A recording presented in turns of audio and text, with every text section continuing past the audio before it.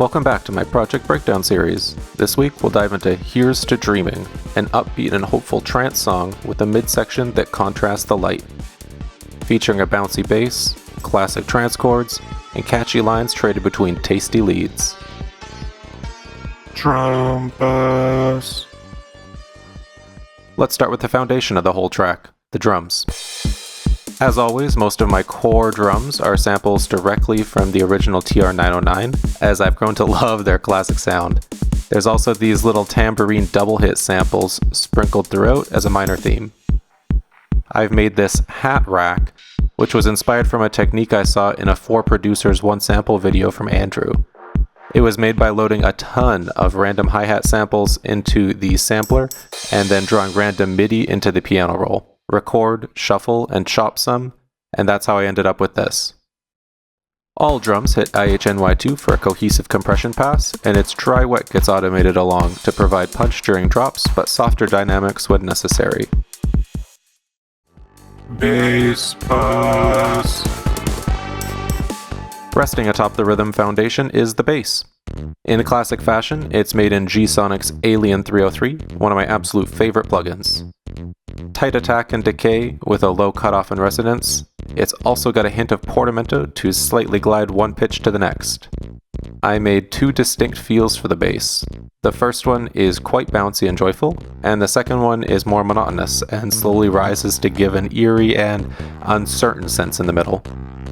Quad bass takes the bass signal and helps it sit just right. This preset I made is meant to amplify the lows and highs while tightening up the midsection. 3-way compressor enabled to tame volume variances, and sidechain to the kick track to provide clarity. Quad bass is perfect for my VST basses and always serves me well, even though it was developed for use with an actual stringed bass. Synth bus. Let's just keep moving up the project into the leads. I've got a couple acoustic instruments in the form of a harp and a brass stack. The harp trades between melodic and supporting elements and has crystallizer automation for flavor.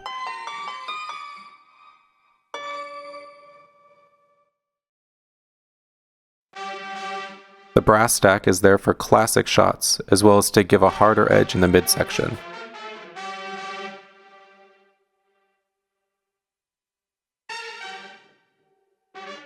Both acoustic instruments are Mixcraft stock, very high quality for being included in the software. Above those, there's the atmosphere elements. The ARP is a Nexus instrument run through BlueARP, using a custom 5-note pattern so it can sweep harmoniously through the chords.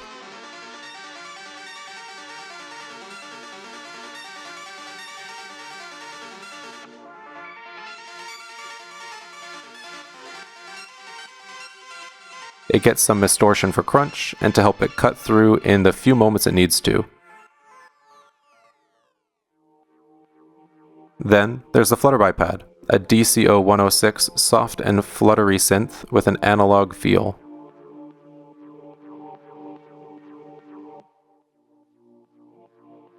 It gets some crispiness from Rift, and gets pumped through Flux Mini 2 for that ultra sidechain effect.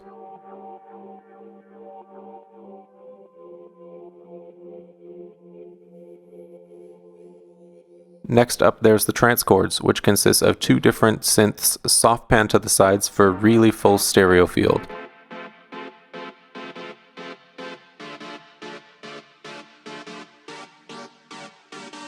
They're made in Nexus and ME80, and both receive matched doses of cutoff and resonance automation for energy building and breaking.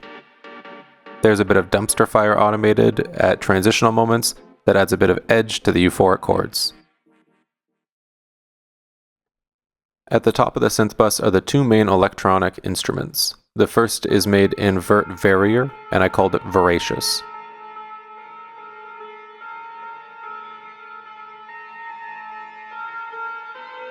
It's very somber and kicks in for real in the midsection, and it's auto-filtered with Filter Freak and some big reverb washing automated as well for a very ethereal feeling. It plays a role at the end as well to mirror the melody. Right above that instrument is the synthtar, a sitar with heavy chorus that comes in with a sweepy soloish part to initiate the final drop, and then at the end once again to mirror the melody and have everything sing together.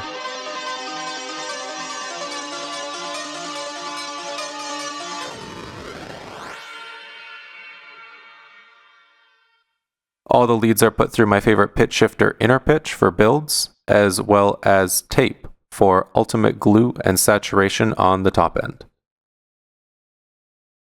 Effects bus. At the very top of the project, there's the effects bus. This is where my white noise track lives and provides constant background and high frequency movement. It's got track length filter automation and also gets pitch shifted in big motions.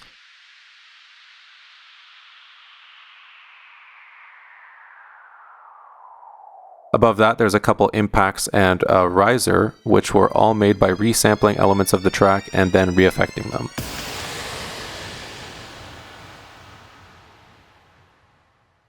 Sitting above everything else is the atmospheric ambience, which is a heavenly stretched sound that gets gated through GateLab.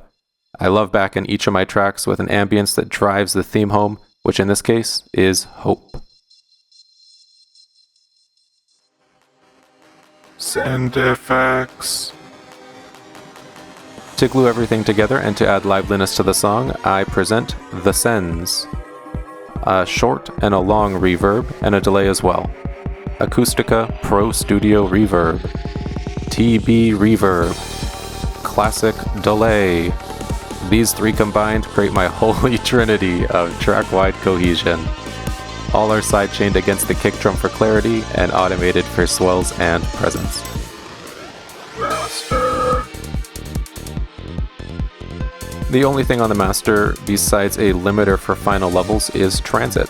I created a riser preset I called Creating Space, and it's used during builds and breaks to stick everything together that much more. Transit is a great tool for these kinds of things, and I find myself using it on every project for that final level of energy addition. That's another one down. I really hope you enjoyed this breakdown video, and if you have anything you'd like to see me dive deeper into in the next one, let me know in the comments. I had a lot of fun making Here's to Dreaming, and it reflected a more positive headspace that I've been recently in, and I hope to share that feeling with all of you. See you in the next one. Be sure to check back in a week to catch the teaser for my next song. See ya!